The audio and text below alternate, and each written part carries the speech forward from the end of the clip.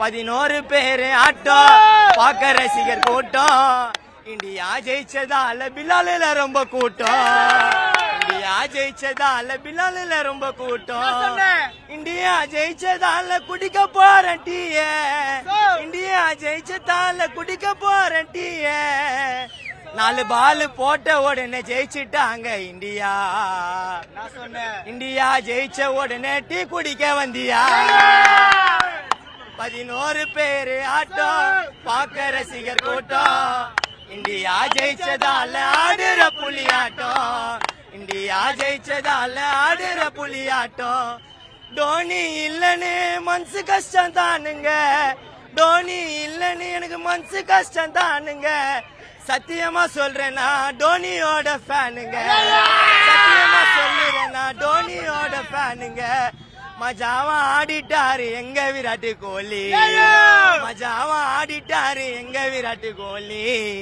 South Africa team எப்பா உங்க கதை காலி. சவுத் ஆப்பிரிக்கா டீம் எப்பா உங்க கதை காலி.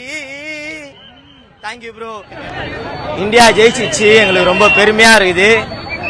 நல்லதுதான் எங்களுக்கு இந்த இந்தியா ஜெயிச்சது. ஆனா ஒரே ஒரு வார்த்தை என்னன்னா, எங்களுக்கு டோனி இல்ல. டோனி இருந்தாருன்னா ரொம்ப சந்தோஷமா இருக்கும். டோனி இருந்தாருன்னா இந்த மேட்ச் ஈஸியா முடிச்சுட்டு வீட்டுக்கு போயிட்டு இந்நேரத்துக்கு சாப்பிட்டு தூங்கிட்டு இருப்பாரு. இந்நேரத்துக்கு பிலால்ல வந்து ஒரு பன்பரி ஜாம் சாப்பிட்டு ஒரு டீயை ஒண்ணு குடிச்சிட்டு போயிட்டு இருப்பாரு. ஆனா டோனி ஏன் கலந்துக்கலன்னா அவரோட மனசு கஷ்டம், வயசாயிடுச்சுன்றாங்க. பரவாயில்ல, மேட்ச் ரொம்ப நல்லா இருந்துச்சு.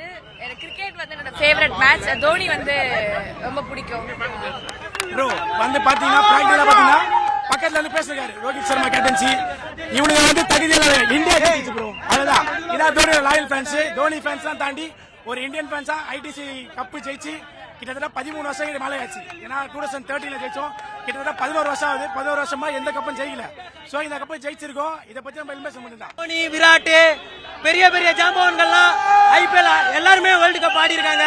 சரிங்களா? போன வருஷம் 2023ல மேட்ச் தோக்கும் போது அதுல ஆஸ்திரேலியாவோட ஒரு டீம் கால் மேல கால் போட்டு டிராபி மேல வச்சு ரோஹித் சர்மாவை பயங்கரமா ஒரு டிசப்பாயின்ட் கொடுத்திருப்பாரு.